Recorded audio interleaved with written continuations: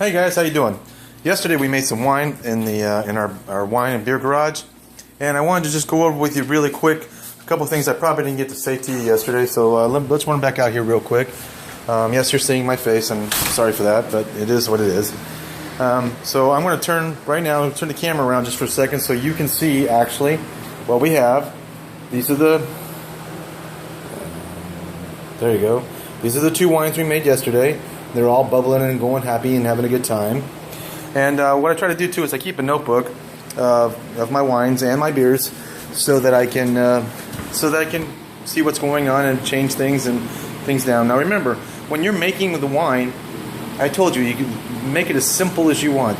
The only things you really have to get from a beer and wine supply company, which you can do online, or you can do at my friends in St. Cloud at the beer and wine store,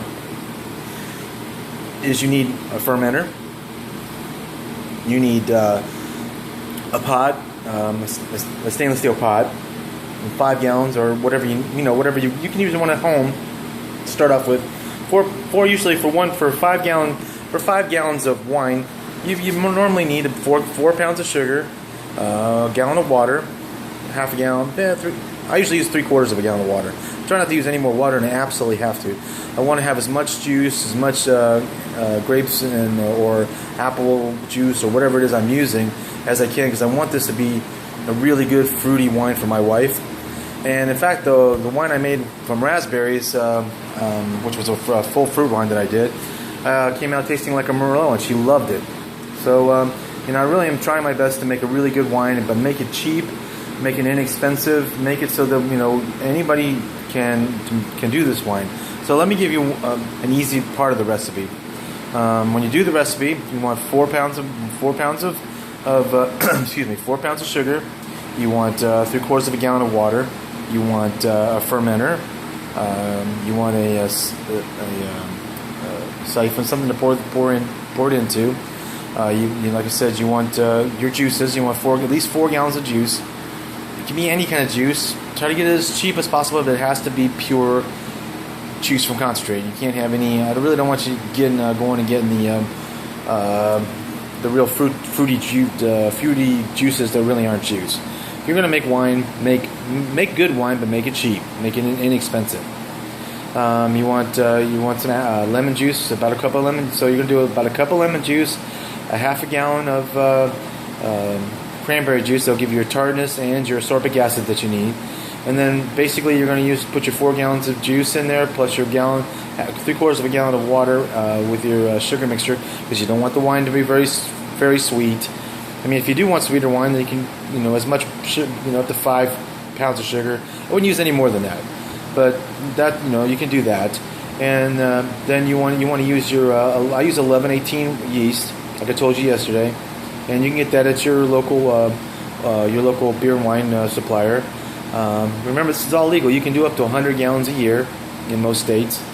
Check your state, but if you're for husband and wife, you can have 200 gallons of beer or wine. So you got to split it up between you. I mean, you don't want to be illegal. You don't want to do anything illegal, and you just want to enjoy it and have something that you can enjoy and do with your family. So I'm a gardener. I was a landscape contractor for many years. I make beer and wine as a hobby. So you're gonna see me garden. I'm also a professional cook, so I'll be doing some cooking for you. And there'll be other times when my daughter and I'll probably come on here. Like I said, we're gonna go do a field trip, hopefully for my birthday in the next couple of weeks, and go down to the new beer hub down in Lakeland, which is a new brewery that's just opened up, craft brewery, and we'll want to go see what it looks like and what's going on there.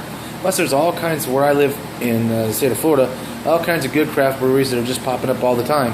And we're going to try to go to those places here. And so let me say one more time. You want a fermenter. You want an airlock and a stopper. You want to have stuff for something to heat up your sugar water. You want half a gallon of cranberry juice, a cup of lemon or lime juice for your ascorbic acid, and then whatever juices you want to put in there. You want your yeast. I usually use 2 packets, but you'd only have to use 1. And yeast usually runs the yeast from the wine yeast I use runs about 99 cents to $1.10 a packet. And it works really good. And it takes about 4 weeks for most of my wines. My fruit wines are about 6 weeks, and I probably let them sit usually for about 2 months to 3 months just to get a really good taste on them. And for my beers, it all depends on the type of beer I'm making. You and I will do beers together. So, there's going to be lots going on. I just want to send a shout out to Craig Fairway from Canada. He's one of my favorite people to watch on YouTube. And to the boys that used to do the brew TVs from Northern Brewers. They were just absolutely awesome. And I learned a lot of brewing techniques from them. Plus to a friend of mine, Dave, and to another Jake, who we brew together. They're all grain brewers. I do all grain and I do extract and partial mash, because sometimes I just don't have the time to do a 3-hour mash. So anyway, I'm just talking to you today about this. So just remember, just leave a comment if you got any questions or anything about how the wines we make or the beers we make. Leave a comment at the comment line, and I'll definitely try to get back to you. All right, thanks. Have a good day.